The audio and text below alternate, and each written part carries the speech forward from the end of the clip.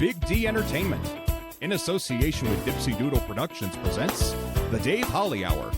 Brought to you by TJS Ceramic Studio, Serendipity Studio Gallery and Gifts, Chasers Food and Spirits, Excel Chiropractic, Quality Nails, Jesse Moffitt Entertainment, and the Sioux Falls Arts Council. The Dave Holly Hour features Sioux Empire arts and entertainment conversations. A true lover of arts, entertainment, good food, and fun times, including an occasional Jack Daniels. Okay, so a few Jack Daniels. Here he is, Dave Holly. Are you ready for another 250 episodes? Welcome, everyone, to episode number 251. I want to thank all of you that sent well wishes and congratulations, and those that were able to make it to the party last week. I was humbled and greatly appreciate the chance to chat with each of you. I knew there were several people that were either in productions or in rehearsals for productions, but many of them had passed along their will be there in spirit. As we start the journey to many more landmarks this week, the Premier Playhouse's executive director, Oliver Mays, returns to the show to talk about the rest of TPP's season after a great start with their production of Freaky Friday. Later, actor Cecily Fogarty makes her first appearance to talk about her upcoming role in Olde Towne Dinner Theatre's Christmas show, Seasonal Allergies. But first, let's pop the cork on this bubbly little show. Time to grab your favorite beverage, lift it high, and toast it to being Thursday, a.k.a. Weekend Eve. Hey, the weekend isn't around the corner, it's here! So long, hump day and your frumpy way. We say hello to Thursdays with opening nights. The weekend is near and we can see the bright lights. Yes, Thursday, you're so hearty, we can't wait for Friday, so a day early, we start the party. Whatever you're drinking and whatever you're drinking it out of might very well be determined by where and when you're listening. My choice, a Jasper Newton, which is a Jack Daniels Diet Coke with a lime. For you, be it a cup of coffee, a spot of tea, glass of milk, bottle of water, mug of beer, a cocktail, glass of wine, or flute of champagne. Lift it high and toast to spirit. As I mentioned just a moment ago, there were several individuals and groups that said they would be there in spirit. They weren't simply being kind. I know that those would have been there if they could have been there. Most likely they were on stage, whether in a play or musical or playing music. After all, it was a Thursday night, better known on this show as Weekend Eve. They all have a passion for the arts. To be passionate about something, you need to have spirit. Cheers to you, spirit. Speaking of cheers, say cheers with a beer or your favorite cocktail at Chasers, West 12th Street and Ellis Road. Make sure you grab some food while you're at it and join us Monday nights at 7 for Dave Holly Hour Trivia at Chasers. This coming Monday, October 21st, will be our scary and spooky trivia night. So come join us. Honorable mention. All right, what over the past week made Dave laugh, guffaw, chuckle, chortle, giggle, simply smile, or maybe even shed a tear of joy? Local artist and recently married Edward Ike gave us a portrait of the show mascot, Charlie, our little cabochon. Edward's capture of Sir Charles Edward of Firefly is fantastic. That gives us 3 of Eddie's originals in the house now. So support local arts. Later in the show, actor Cecily Fogarty joins the show for the first time. Coming up in just a moment, Oliver Mays from the Premier Playhouse on the Dave Holly Hour. Serendipity Studio in downtown Sioux Falls has a great selection of art from local and regional artists, including the aforementioned Edward Ike. Serendipity also provides plenty of guided art workshops. This Saturday the 19th, they have basic jewelry making in the morning and nature weaving in the afternoon. Serendipity Studio in the historic Shriver Square building, downtown Sioux Falls. Check out the new ceramic studio in Sioux Falls, conveniently located off Kiwanis Avenue on 5th Street. TJS Ceramics, inside Oscar's Mini Storage. We have thousands of classic vintage ceramic mold items and several new items too. TJS Ceramics offers classes, special open studio nights, and completed ready-to-purchase items. Bisque, studio time, or painting parties are available. Visit TJS Ceramics Studio in person today or email tjsceramics@gmail.com for more details. Dr. Perry Langston and Dr. Corey Tooney know excellence is in you. That's why they provide you with excellent care at XL Chiropractic, improving your overall health in spirit, body, mind, and will. Get results the natural way. Arrange a consultation, 605-332-9235 or xlchiros.com. Excellent care for excellent people. XL Chiropractic, located at 4309 South Racket Drive in Sioux Falls. Funny, engaging, connected. He's the entertainment reporter for Sioux Falls. Here's Dave Holly. Welcome back, everybody. Oh, what a pleasure it is to talk Sioux Empire Arts and Entertainment. And I tell you, when I started the show, episode number 1 was Robin Byrne from the then Sioux Empire Community Theater. We just celebrated the 250th. So we're starting anew again. 251 is the premier Playhouse executive director, Oliver Mays. How are you? I'm good, Dave. Thanks for having me. How are you? I'm doing splendiferously well. Great to have you and see you as always. We had been trying to get together on this, a few months back and just jumbled schedules for both of us. Yeah, you've definitely been busy. And season is underway at the Premier Playhouse, and boy, did it open up in a great way. I'll be honest with you. Freaky Friday was not something I was prior to thinking, this is going to be just a great thing and so forth. But I'm so glad that we chose to get our season tickets once again and then come in and just have a fantastic time at Freaky Friday. What made it so great to start the season? What did you see in it that you were like, okay, yeah, people are going to enjoy this?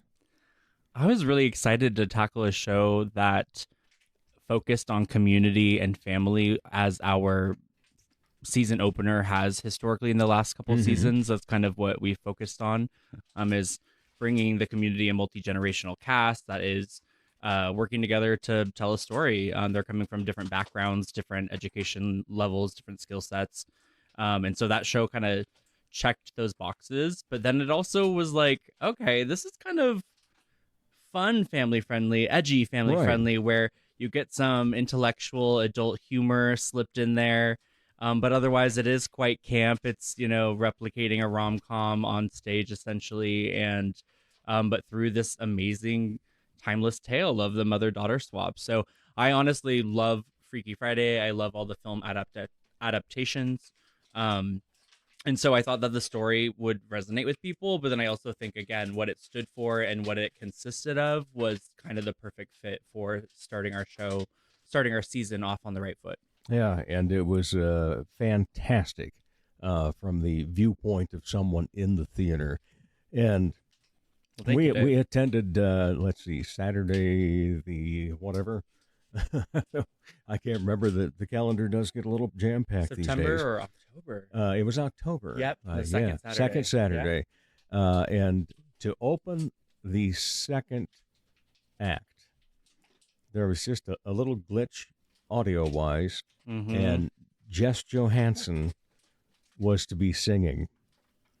And you could tell that it was off, and then they tried, and so she's sitting there kind of humming to find the spot to come in, and then all of a sudden she looks out and says, "So how's your Saturday going?" Everybody That's why laughed. She was in the role she was in. Yes, she's a pro. And then when it came to that the music started up again, she says, "And I've got this to say, and I'm going to sing about it here in a minute." And I have never heard such a thunderous applause in that theater. I know. It was fantastic. And, she's just so great. at whatever she does. And I had been told prior, watch out, Jess plays quite a 16-year-old. Yeah. And she really did, right? She did, yeah. Yeah, she embodied that character wholeheartedly. But yeah, we had a technical glitch that night and also on like opening night. So I think she was kind of like ready to roll with the punches and save the day as needed, along with Kate as Ellie and everyone else. And so, yeah, I mean, just an amazing, solid cast that kind of knew how to rally together. And then I agree, it was cool to hear the audience like rally with them. Yes. I was like, okay, they get it. This is a crazy beast, and they're gonna keep trucking through. Yeah, that was great. And always just to see anytime that Jess is on stage, I'm going to be at that show. Right? Yes. And you talk about the casting then, and it seems like not only TPP, but basically all around the Sioux Empire, the casting has been amazing. Mm-hmm. What do you think attributes to that? Ooh, that is such a good question. Well, I can speak for TPP when I say that casting is one of the things I've had the most experience in when it comes to being behind the table or behind the scenes. Mm-hmm. And so I'm really intentional about the way we cast our shows based on fulfilling the director's vision while simultaneously challenging people, but also playing to their strengths, giving everyone a chance in the spotlight, things of that sort. So we've worked really hard on that. And then also I think just innately as a director, I have a really clear understanding of what's required of a lot of roles. So in working with our teams and in the casts, we're able to put together some pretty solid casts. And then I think, just across the board in the community, everyone's kind of doing the same thing. I don't know. I think we're all like inspired by each other's work, and then it feeds each other. Exactly, and you will see people that have been at the TPP, that have been an OTDT or a MCAP or vice versa. Swap them all around. It's kind of like a lot of people are playing round robin. They are, and it works. And we're all working on how to manage that, but we're all happy to because it makes all of us thrive. Yeah. All right. So we've got that one under the belt now. Yes. Moving on, what does the rest of this season entail? So in December here, we're entering our 4th annual production of Crispin Whittle's A Christmas Carol, which we're very excited about. We have Jesse Jensen directing that production, so new director this year.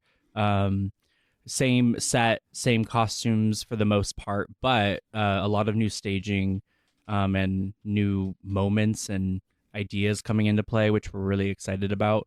New casting, a lot of new faces. So I think in the past you've seen, a 60-40% in terms of who was returning and who was new. And this time it's way more like a 50-50, I would say, in terms of percentage of folks who are veterans or new to the production. So really excited about that.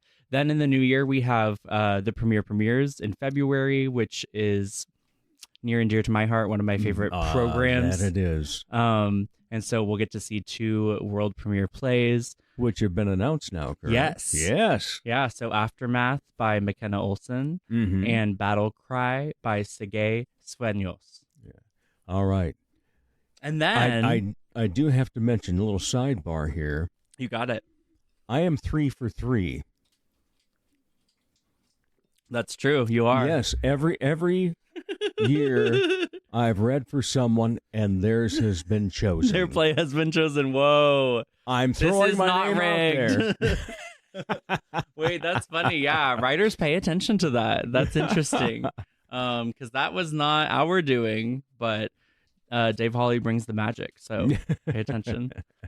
No, but it's such a cool program. And yeah, we did the festival half and now we're entering production with those 2 shows, which we're really excited about. Have some awesome directors coming on board. We have auditions coming up in November. So that'll be awesome. And then we also have A Midsummer Night's Dream, Shakespeare, which Jeff Larson is directing and we're really excited about. Some big news too is Janice Gilbert is writing music for us in the production and Lee Spencer is providing choreography for the production. So it is a play, but it's a play with music. Shakespeare writes in some musical moments and we're letting ourselves be inspired by that. So Janice Gilbert is going to give us some original music to work with in that regard. we're excited about. Yeah. Could you find some people that have maybe done something in the theater? Right? Goodness I just gracious. can't. Yeah, You go for the A-list, don't you? I do.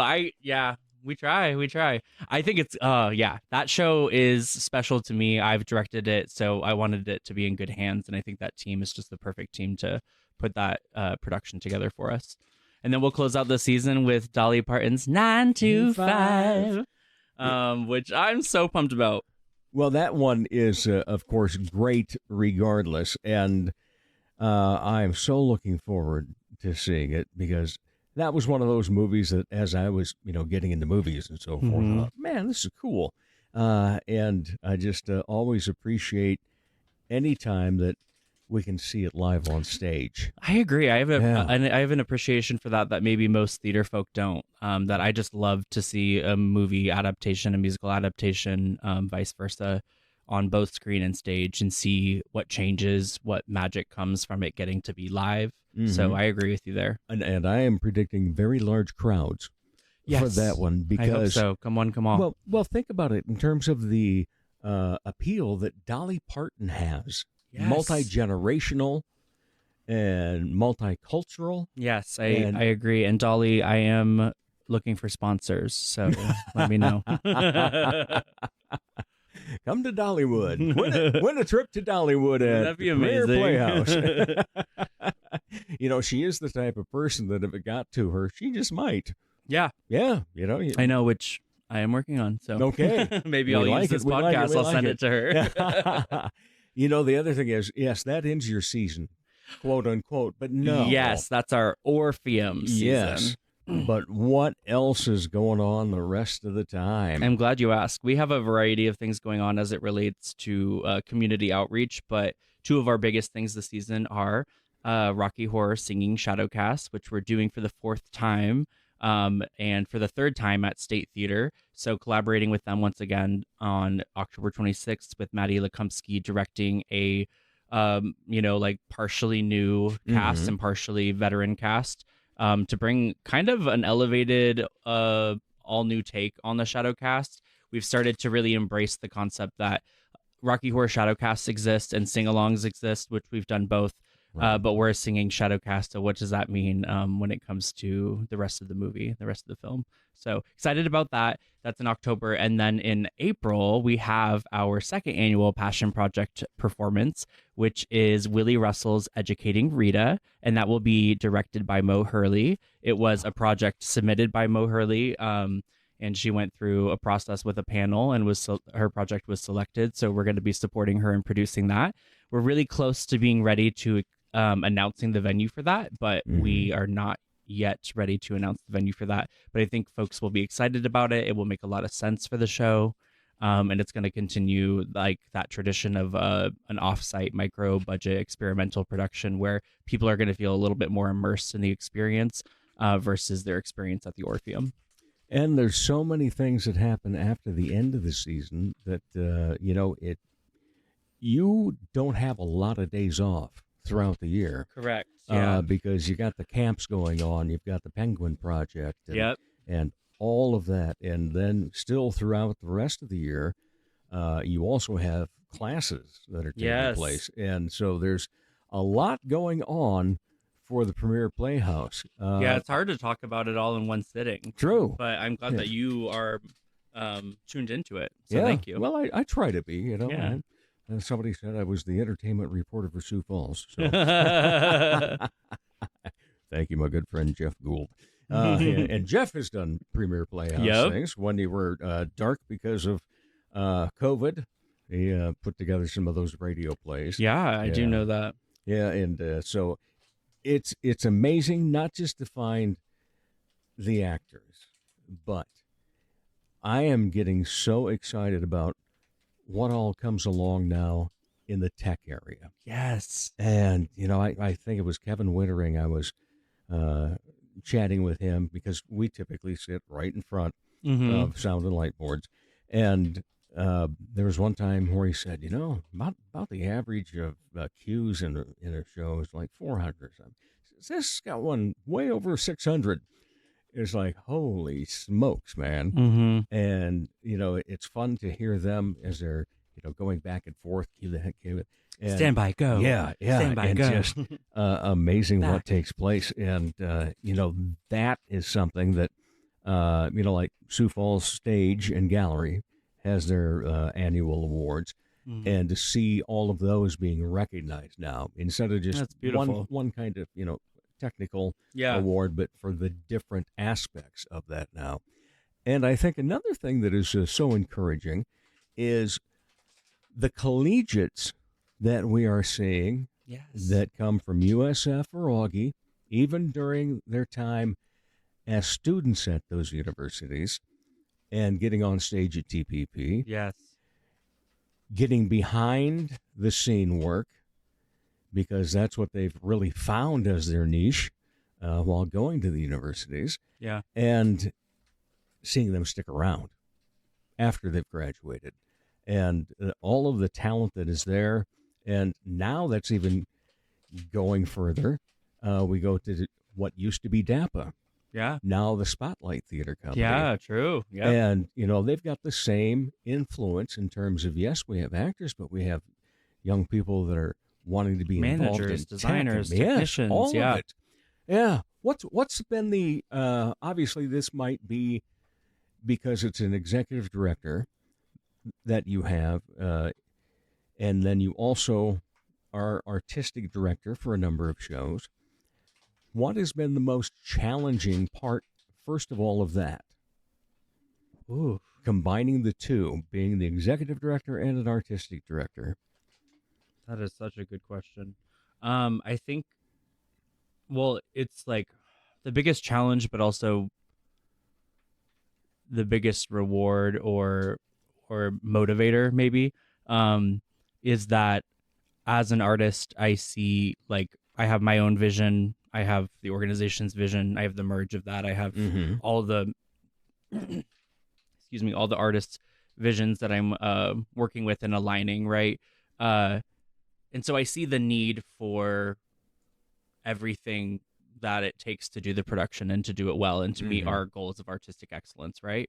But simultaneously, I also see the fiscal need and the progress and the goals and the reality, right, of it. So to be able to work on both, it's been rewarding in that way of like, okay, now my job is about mediating those artistic conversations to be like, okay, what's the creative solution for achieving your artistic vision in this area within these means? Or, knowing that we have this many dollars to spend, but we're going to get this donated from so-and-so, and then this so-and-so is going to let us borrow this. So it's kind of the like being able to roll up your sleeves and really think creatively about how to feed everyone's need, because in this environment, that's what's important, right? That it's like for the community, it's for the audience, but then within the process of being a community-based theater in an educational setting is we want people to flex their muscles, to fulfill their vision, to get educated in the process. So I think that, yeah, it's like, that's kind of the crazy part, because the people who only do one or the other don't see the other part of it. And so a lot of the artists are like, what? Just like, give us more money for this. And I'm like, but the reality, so I have to be the realistic artist, which I'm fine being. All right. So prior to this, what was the most challenging job that you've had in theater? Oh. And what was the most rewarding? Ooh. I would say most challenging and most rewarding. I have like so many answers for this. One of them, like on a project basis, would be my first time producing a large scale musical. It was when I was living in New York. It was very similar, actually, to kind of the setting that we find ourselves in with TPP. So in terms of like renting a theater, only being in there for a specific amount of time, having to build your set elsewhere, loading it in, and like the structure of it is very similar. And so I kind of like learned a lot about how to make that work from that experience. And it was one of the bigger ones in terms of the scope of what I was managing was larger than the smaller projects. So that was probably the most challenging. Another challenging but rewarding is nonprofit arts education. So I worked in advising and recruiting and like career development for performing arts students for a multitude of years, and that's like a lot of the work I was doing simultaneously with my creative work. And so you're serving as a mentor to these folks and educating them in a like individual and small group basis, and helping them discover and fulfill like what their career trajectory or dream or plan is, right? And adding clarity to that. And so that's a challenge in itself because of the day-to-day of like bringing solutions to students when they think that it's the end of the world or something, right? Yeah. But then the reward is like seeing them achieve their goals, and like even to this day from a distance moving away and like being somewhere different geographically, it's so cool to see someone I worked with or a student of mine or someone I hired, etc., like do something really cool, like be on Broadway or win an award, etc. And to be like, I was kind of part of that. That's pretty cool. Let's talk about your staff. Yes. You know, that's something you've been blessed to have and maintain. Mm-hmm. So give us the rundown of who's there, what their positions are, and what that means to TPP, and how it is advantageous to you in your position. That is such a good question. So yeah, my staff is amazing, and that was kind of the connecting point I was going to make to what you brought forth about the collegiate theater and just all the beautiful work that the students and the educators are doing in that space. A lot of my staff, or all of my staff, come from collegiate training, but particularly theater. So the people that I'm putting in place to work with the community have the experience and the skills that people are interested in honing or flexing or learning more about. So that's a blessing in itself. But also they are the operational structure. So they're the skeleton. They help make this baby alive and breathing and possible. And so within that, we have Alex Newcomb-Weiland, who's our manager of production and education programs. And so Alex is really the one who implements and manages a lot of my ideas or the structure that I work with the board on forming. And she kind of implements it on the personnel level. So she's managing all aspects of the productions and the education projects and camps and things of that sort. But she's also working with me to, like, when we get someone new, like assimilate them to the environment and find people who would be right for some of those support roles, and overseeing like anything once we essentially get into the theater. So she's a blessing when it comes to that. And then we have Abby, who's her education assistant, and Abby assists her in all of that. And Abby focuses a lot actually on like classes in terms of enrollment and recruitment, and then camps, classes, enrollment and recruitment, and like maybe more so the youth component of it, which they work very closely together on, but that helps Alex be able to like have a further reach. Mm-hmm.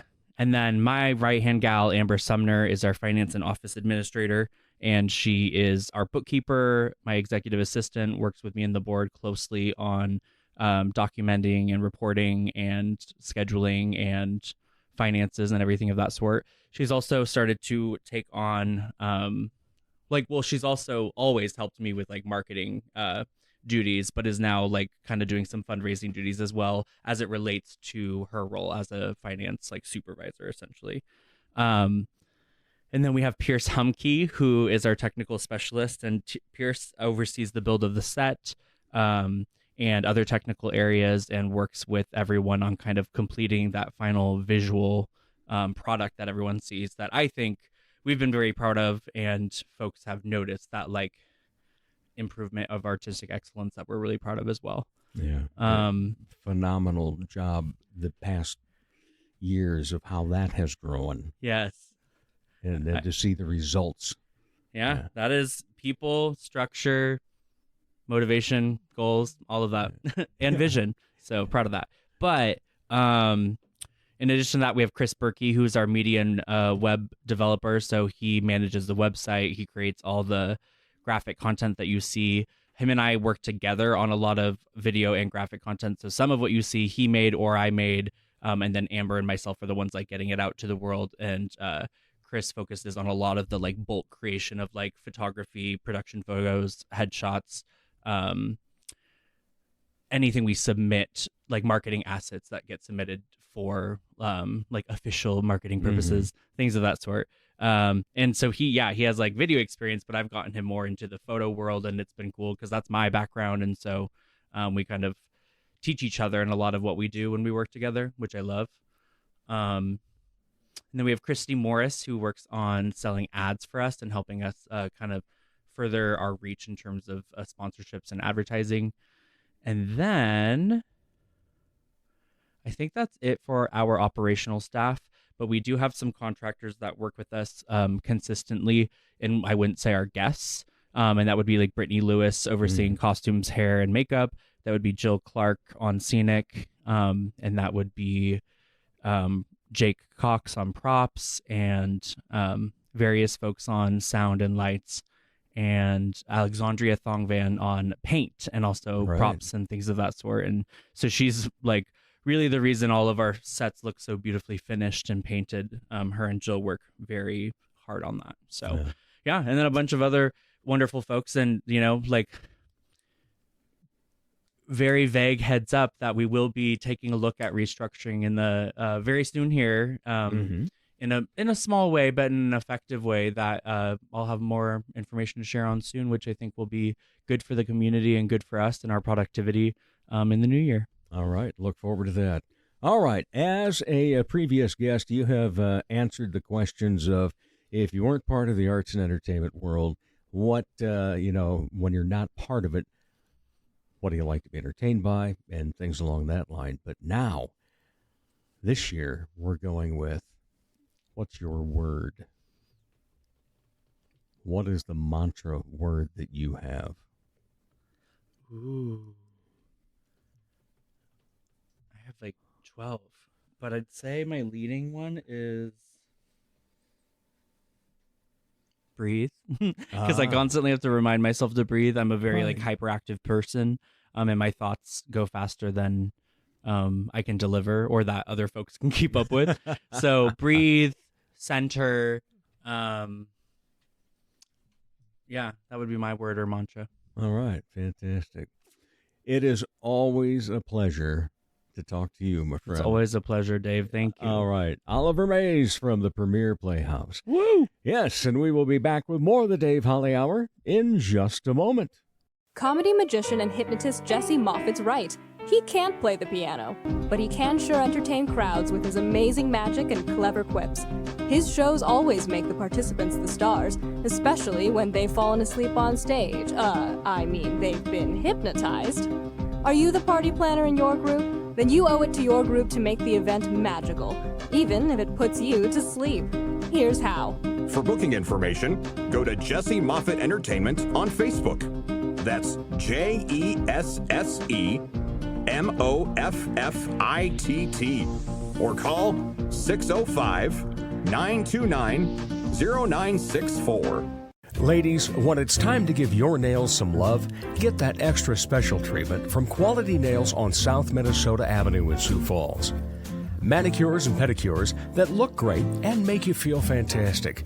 Zaya and Tony provide professional care for your hands and feet, whether you just want the basics or an extra special look with added flair. Oh, and guys, it's okay to treat yourself too. Quality Nails. Call for an appointment. 605-334-1463. The Dave Holly Hour. Like eavesdropping on a great conversation between two very interesting people. Welcome back, everyone. Yeah, it's in my contract that I wrote myself and signed myself that I must say at the beginning of every conversation, it's always a pleasure to talk Sioux Empire arts and entertainment. And one of the things I love is when I get a new guest on the show, and that's the case today. Cecily Fogarty, how are you? I'm doing well. How about you? Very well, thank you. It's great to have you here at the Dipsy Doodle Productions studio and to be on the Dave Holly Hour for the first time. I, of course, have seen you in productions, and we've been in some video shoots together and so forth. Yeah. Do you remember how far back we go, though? The farthest, like 2020. Not near so much as Last Stop. no. Way prior. Oh. I was with Basement Dwellers Improv. Oh yeah. Yeah. Okay. And, it's been a while. Yeah, very, very long Yeah. time. I shouldn't say that because you're still a young lady, where I'm an old fart. So I mean, I'm 27. So okay. All right. I'm not like in my early 20s anymore. It's like late 20s. I have old lady hobbies now. I knit. So Oh, that's right. You are a Yeah. knitter. Yeah. yeah. Very cool. Tried crocheting, and it's not something I really can wrap my brain around. But Interesting. yeah, knitting. For some reason, knitting just it like works with me. Yeah. And crochet. Okay. Yeah. Because a lot of people will crochet because they say, "Oh, I just can't figure out how to knit." Yeah, I'm the opposite way. Crocheting, just like I can start it off, like I can chain, a ton, which is like just the first row basically, and then beyond that, I'm just like, wait, how do you continue this? And I'm just like, so yeah, I just knitting for whatever. I think it's the first thing that I learned, so it's just something Right. that works, and then I'm like, oh, I can do this, and I can do this, and now I can just make squares. So. So anyway, back to Basement Dwellers Improv. We all wanted you, but you had a crazy work schedule at that time. And Yeah, it was like you wouldn't be able to make any rehearsals or shows. And yeah, it was. I think it was like 2017 too. might have been, yeah. So my godmother and my aunt died that year. So Oh, it wow. was, and I just I didn't know how to really talk about that. So I was like, so I just didn't. And Right. I feel kind of bad because I kind of just like deserted you guys a little bit, and I'm like, Well, we were impressed. thank you. Every time I've seen you since, I've been impressed. And the next time you're going to be impressing people is coming up at Christmas time, isn't it? Yeah, with seasonal allergies. Yeah. The show, not the thing. That's right. Yeah. Yeah. At Olde Towne Dinner Theatre. Yes. And have you performed there before? I want to say yes. Yes, I have done. In 2016, I did Funny Money. I played Betty Johnson. Okay. And then 2020, I played Beverly Novak in Miracle on South Division Street. Saw you in that. That's what it was. Yeah. Yeah. Yeah. So I have seen you down there. That's a fun place. It is so fun. I love it. And, you know, they've got great people, and it's going to be a really interesting cast for this show because you've got three beaux. I do. Yeah. This show does. It's really cool. They're super nice guys. Like every one of Amazing, them, aren't so- they? Yeah. So you've got John Jay, who is the artistic director down there, and then you've got his brother David, and then you've got John's son Jackson, Yeah. and ironically, John is going to play his son's uncle, and his uncle's going to play his father. So a little twist and so forth. But that's a lot of what happens Yeah. anyway when you go down to Old Town. Tell us about this particular show. What was in it that you said, man, I really want to audition for this and get back on stage here? I mean, I looked at it, the character Allison Cusimano. I mean, every time I audition, I'm just like, okay, whatever character you want me as, because I love the Olde Towne Right. Dinner Theatre. So I was like, I'm ready to go back. My work schedule worked for it, and I was like, okay, it's time to go back. Whatever character you want me as, that's what I'll do. In this production, I'm playing Allison Cusimano, who is a 38-year-old lawyer. In this production, I believe she's a friend of the main character, John Bo's character. And she's also 8 months pregnant and totally over it. So, and Are you wearing a prosthetic or what? yeah, so I still I haven't sent Bo my measurements yet. Basically, I'm just wearing like a fake belly. Uh-huh. But it's going to be fun. I've never played a pregnant person before, so it's going to be a whole new world. So. There you go. Yeah. Yeah. What are you going to do for the, the inspiration for a pregnant lawyer? I feel like a little bit of Miranda Hobbs from Sex and the City, and I feel like a lot of different like pregnant ladies on Instagram that I just like. Sometimes I just see them and I'm like, oh, and like, oh, that's something I didn't know, because there's so many things people don't talk about with pregnancy and childbirth and postpartum that I'm like, oh, it's like, I get it why my mom complains so much. Just not like a ton, but just I'm like, oh, I kind of get some stuff now. And besides following them to see, have you reached out to any of them and said, hey, I'm a aspiring actor and I've got a role? Well, I talked to my mom a little bit and I was just like, oh yeah, I'm playing like a 38-year-old lawyer, and she's pregnant for the first time, and she's kind of like, it was kind of like an unexpected like thing for her. She's excited about it. She's just like, it's new for her and she wasn't really expecting it at 38. But my mom was actually pregnant with me at 38. Really? And I think so. It was like 38 or 37, I think. And she was basically, she also soloed or something. My mom's a pilot, but she was like 8 months pregnant with me when she had this huge test and she got through it. And I'm just like, oh, like, there's inspiration, that's for sure. I'm just like, my mom was successful while she was pregnant with me a little bit. Yay, that's cool. So what do you enjoy about Olde Towne, regardless of what you've been in for a production, but just the ambiance and so forth? I love the feel of it. Like the whole thing, just as soon as you walk in, there's like, just everybody's so welcoming. And then you get backstage and there's just, I just have so many good memories with it, of being backstage, and there's like a mirror that you can look at when you're just about to go on stage, and it's like, could be really a daunting moment, but for some reason it's so calming, and everybody's just, they're so nice. Everything's so well prepared. You don't feel like anxious about stuff. Like, oh my gosh, am I going to remember my lines? Because you've practiced so much. Everybody works with you. My first production there, I had to have like a very posh British accent, and it was kind of daunting, but it was really good because we had a lot of help with it. So I love the people. I think that's really what makes it. I mean, the stage has a lot of nostalgia for me, and the people are always super nice. So yeah, and the food's pretty dang good too. it is. Wow. That's kind of another motivator. Yeah. Well, I keep telling people that have never been there, I said, well, if you just even like plays, you don't have to be a big theater lover. Do yourself a favor and go down there and have the best home-cooked meal in the state of South Dakota. Oh yeah. And we'll throw in a show for you. Exactly. Yeah. It's amazing. It And works dessert well. and everything. Oh, yeah, man. Like, every time, like, even if you don't like the show, like, the food's amazing. Yeah. So even if I'm terrible, the cooks are always amazing. I have the feeling you won't be, because I have not seen you be terrible in anything you've been on. In fact, weren't you in The Odd Couple that had to have the shields?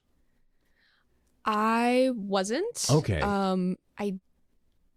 We did wear face shields at one point in 2020, which was pretty awkward, and we didn't have to wear it for the show. Okay. But we did wear it for a lot of the rehearsals, and yeah, I had several awkward moments of trying to drink water, and it's like, oh. Yeah.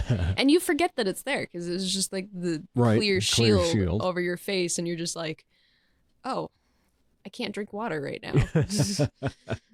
What do you like to do to get ready for a show? I get kind of really hyper focused. To memorize lines, what I typically do is I write them all down, and I try to memorize like the last word of what somebody says for the cue. And yeah, and just try to like get into the character's shoes. I like accents. That helps me kind of get into character. For this character, there isn't really an accent, but I feel like the belly will kind of help get me more into character. But yeah, I write down lines. I listen to the blocking. That's the really good thing about being directed by John Bowe. He is like, his blocking is very well thought out and planned. So I basically show up and it works out fabulous. So yeah, because you're in early rehearsals right now. We start rehearsals today. We had the script reading last Wednesday. So tonight is the first rehearsal / blocking. But yeah, I'm excited. It's going to be fun. Oh, yeah. Blocking. Well, looking forward to it. We happen to be season ticket holders down there, and we just love every show that comes out.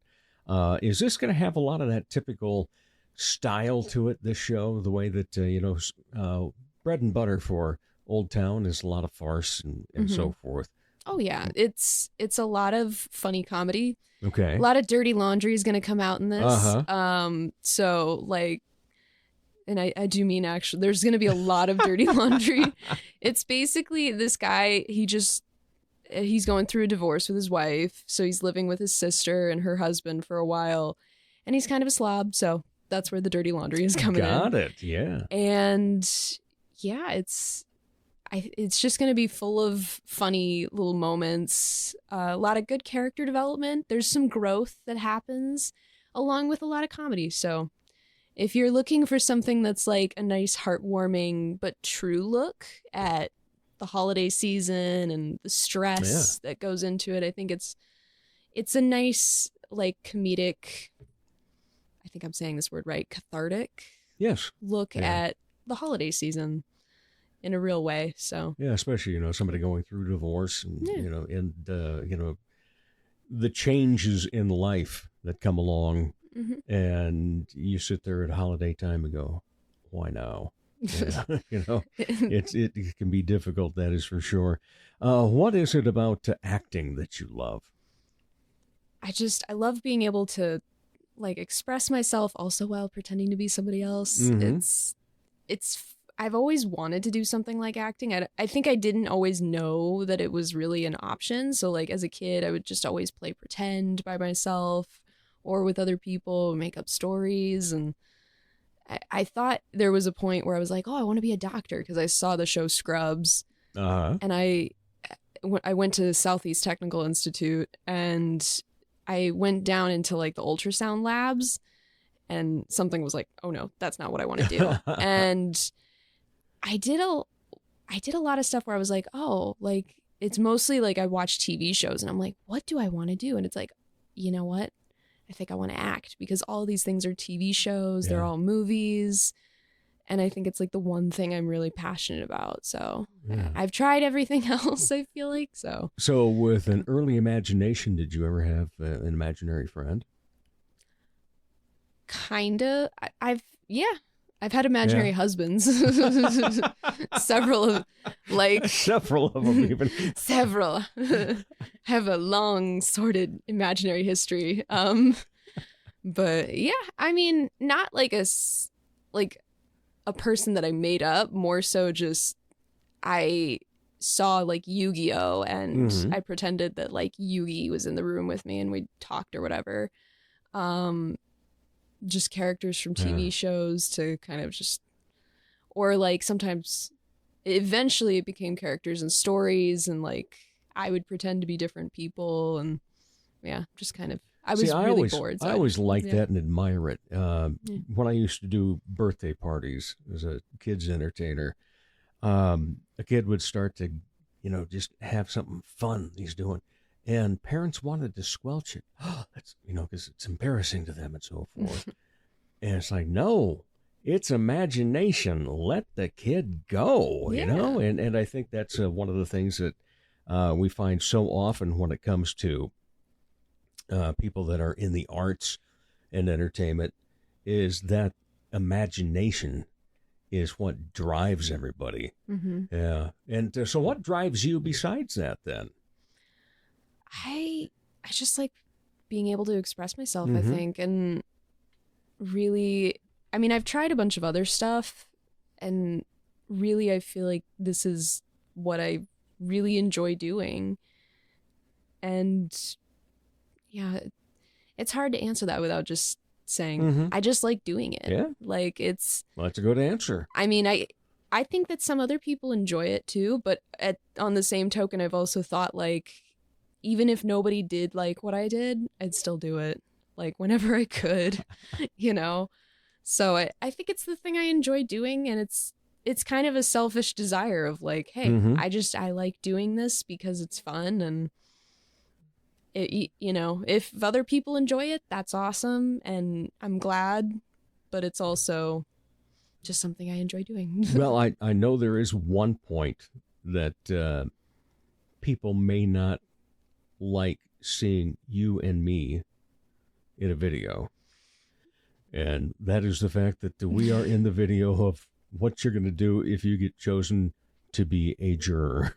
Because somebody said the other day they were going through the jury instructions and so forth, and they saw that and go, Dave, what are you doing that? Do you ever get to the point where somebody, you hear big celebrities talk about it, that if they're so engrossed in one character and they kind of get typecast for that later on afterward, or maybe they don't do much afterward, that people will come up and talk to them as though they're that category or that character. Yeah. You ever had that? I would say, I've played a lot of witches. Yeah. I don't know why. But I would say one time I had somebody come up to me after the Funny Money show, because I was playing Betty Johnson, and she basically like swaps with her friend's husband. And I had somebody come up to me and say like, "Oh, you trollop" or something. Wow. And I'm just like, oh, I think she was joking about it, but it was just kind of like, I don't know. Like, it's just a character, Yeah. But it's interesting. People get kind of wrapped up in that, but at the same token, they paid to see it. Right. It's not like they weren't expecting, oh, this might happen. And yeah. So. I know that I know very little about automobiles. Other than I like the one that we have now. Same. But I used to host a TV show, local TV show called Motor TV. And they didn't refer to me as Dave. I was Motormouth. And I would interview all these people about the cars and so forth. And somebody came up to me one time. He says, "Hey," he says, "do you remember what the engine looked like for the 1970 Mustang?" I said, "I have absolutely no idea." "Well, I thought you were a Motormouth." I said, "I get paid to do that." Yeah. Notice I'm always asking the questions of the other people. Yeah. So it can become complex sometimes. Obviously, locally, we probably don't have situations like that too often, but still, it's interesting. And in some ways, it's also a compliment. At least, people are paying attention. Yeah, definitely. All right. So what else does Cecily Fogarty wish to do? Because I know that you're kind of inspiring toward writing, directing, and making films. Yeah. So right now I'm editing something that we actually worked on. I just got to add in your voiceover. I think I'm not totally great at editing, so I might ask for some help at some point on that, because I think I maybe kind of messed up a little bit on something. But it's probably totally fixable. It usually is. Yeah. Hopefully. But yeah, mostly writing. I've been writing since I was like 13. And so I've been writing novels. Nothing's complete yet, but Right. I'd love to own a production company. I'm kind of trying to work on that now, so that way we can like make videos and do all that stuff, and maybe one day have a budget and help people to like actually follow their dreams and be able to get paid for stuff and doing what they want to do. Dipsy Doodle Production Studio will help you out with audio things. Oh yeah. Thank you. That'll. Oh well, I like to see awesome. people succeed. Yeah. That's one thing. Unfortunately, our society is kind of weird now. Well, it's a lot weird in many, many ways, but yeah. Nobody's rooting for anybody. A lot of people are rooting for people to fail. They just, "Oh yeah, well, did you see that new restaurant? Yeah, I bet it'll be closed in 3 months." Oh gosh. It's Yeah. like, no, why don't you go down there and support them and find out for yourself? Yeah. Just and help people out. Exactly. Yeah, I think I bought this one journal at Walmart a while ago. It's like, we rise by lifting others. And I so believe that, because, the more, and I think it's a jealousy thing and it's a competitive thing. True. Like, I think competition is good, but it's also a thing of we would be so much more successful as individuals if we helped others. Because like you help others, they want to help you. And when you're more positive, like I've noticed, like when I'm like, you know, sad, I don't really want to create stuff. But when I'm like happy, things are going good, like I'm more optimistic, that's when I want to create more stuff. That's when I'm like, oh, I want to write this, I want to write that. You know, I might spend it being awake till midnight and then I have to wake up at 5:30 for work tomorrow. But, you know, I'm just generally way more happy. And I think a large part of that, if you're really struggling with that, because I do think it's a jealousy thing. And I've dealt with that a lot in my past, is just being jealous of people, because it doesn't do you any good. Is just this immediate, whenever you feel that like, oh, I'm jealous of this person, oh, I hope they fail, I'm happy for you. Right. Yeah. Just inject I'm happy for you into your brain. Yeah. Like you know, when you can finally admit that you're jealous of something. Yeah. And it's like, you know, good for them. Yeah. And you know, hopefully they make it, and, you know, but I want to make it too, you know, and there's room for everybody, you know. Because I think a lot of it is projection as well. They see like, oh, you're trying something that I tried and I didn't succeed at it, you know. Right. Sometimes the old, oh, well, good luck on that. Yeah, that's like, you know, if somebody's like, oh, I've tried writing a novel but I was never able to do it, you'll probably fail just like me. And it's like, encourage people, right? You know, like imagine what you wanted when you were trying to accomplish that goal, and just encouragement, you know. They might not get there, but you still should encourage them, you know, because what if they do make it? Then you're going to be part of their villain story. Or you can, you know, jump on the bandwagon. Oh, I knew him when. Or, Yeah. I knew her when she was putting this together. Yeah. Yeah. I mean, it's like Taryn Cloth, she and I went to the same high school. We weren't really like friends. We didn't talk a whole lot. We weren't like enemies or anything, but she was she was in the Olympics. And I remember like my brother telling me about her, and I'm just like, oh my gosh, like somebody I used to go to high school with is in the Olympics. Right. There's a part of me that's like atrociously jealous. And then there's like a part of me that's like, you know what? I'm happy for her because she worked so hard on that. That's true. And like, I never worked that hard on volleyball.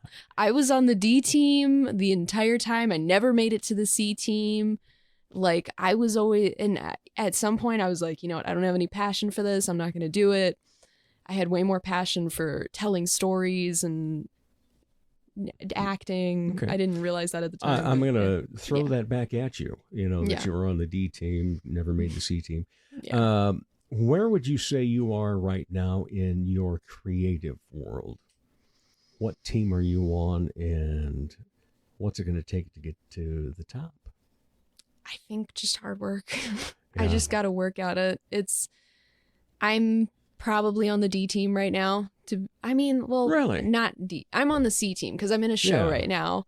I was on the D team, I feel like, where it was like, I felt like I was, I guess. I mean, when I'm not in a show, I'm kind of like, oh no, you know, but I don't know. I feel pretty good. I guess going to the very top would just take me putting in more work and being patient, being kind with people as always. But yeah, just. Well, I can see you following that path.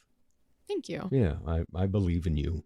Thank For you. one thing. I believe in you. Oh, bless you. Yeah. can I write mean, that you're down. already there. So you have a podcast. You're doing all this stuff. Well, Yeah. yeah, I got a lot going on. That's for sure. Big calendar. You do. Yeah. No doubt about that. You should be proud of yourself. I am. Yeah. You know, and I think back to it, you know, because I was so sad when radio decided it didn't want me in this town ever again. So it was like, man, then I got a regular job, but it had this really great benefits. And but I've gone to part-time in the regular job so I can keep all my bennies and then, you know, have more time for everything else. And that's working out great. Yeah. So I'm really happy about that. But I am one of those that the old doubt enemy comes in sometimes. Oh man, And you really got to push past that. Yeah. I think just going through it, and like, because I mean, like, you show people some of your work and sometimes they don't always have the greatest reaction. And I feel like that kind of held me back for a while, because I wrote this script a while ago that was, it was called Screenplay, and I showed it to a bunch of people to try to get feedback. And I think low key, I was trying to get encouragement, y'all. Yeah. I needed to get encouraged.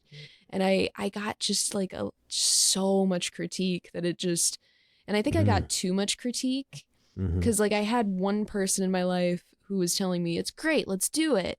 And then there was another person who I asked for advice, and he basically told me, you need to rewrite this whole thing, just scrap it. And then I had a whole bunch of other people who were like, and I think I sent it to too many people, and they were like, they just tore it apart. And I was like, not really ready for that. And now I know, I'm like, okay, send it to like 2 people. Yeah. Get some critique. Apply it if you feel like applying it, because you don't always have to apply critique. True. Yeah, that's a great point. Yeah.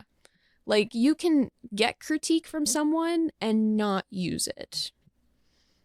It's okay. You know, you can feel some kind of pride in your work and be like, you know what? I appreciate your thoughts, but no. Yeah, respect them and thank you. Yeah, the appreciation part. It's just like, I do, you know? Yeah. Enjoy the feedback, but doesn't mean I have to apply it. Exactly. I made mistakes early in my radio career where I would have a catchphrase or something, and one person would write in to the general manager and complain about it.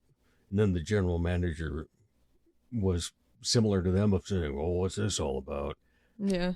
And it's like one person out of thousands that are listening, and we have to change. And I wish I never would have done that. You know, stick to who you are. That's the best thing that you can do.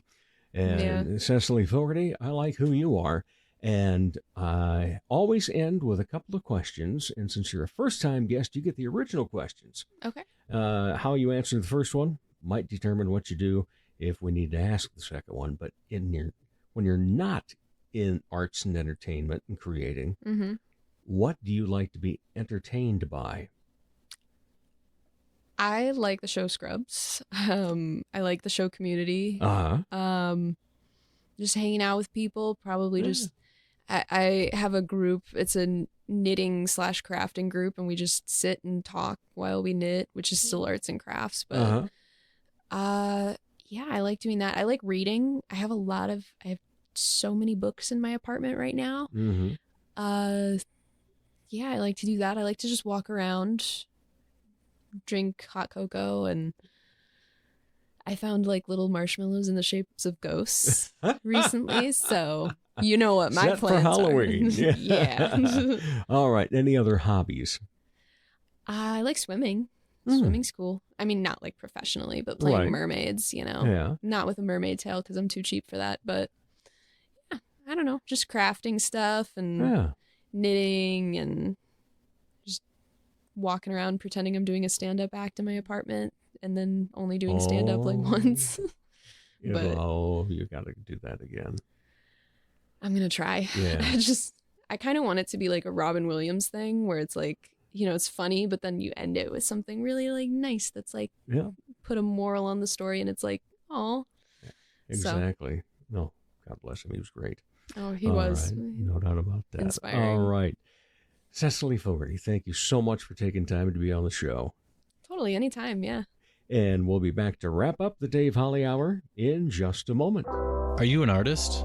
Need some funding to further your art? There's a great opportunity for you through a Sioux Falls Arts Council program. The Artist Microgrant program gives away several microgrants to local artists, no matter what art discipline you're in. Unlike more traditional grants, a microgrant is very easy to apply for. Go to artssiouxfalls.org. If you haven't done so yet, create a listing on the Artist Directory, which is beneficial in its own way. Then go to the Artist Microgrants page and apply online. The process is simple. Find out more about the Sioux Falls Arts Council as well online at artssiouxfalls.org. Check out the new ceramic studio in Sioux Falls, conveniently located off Kiwanis Avenue on 5th Street. TJS Ceramics inside Oscar's Mini Storage. Bisque, studio time, painting parties, and finished items are available. Visit TJS Ceramic Studio in Sioux Falls today.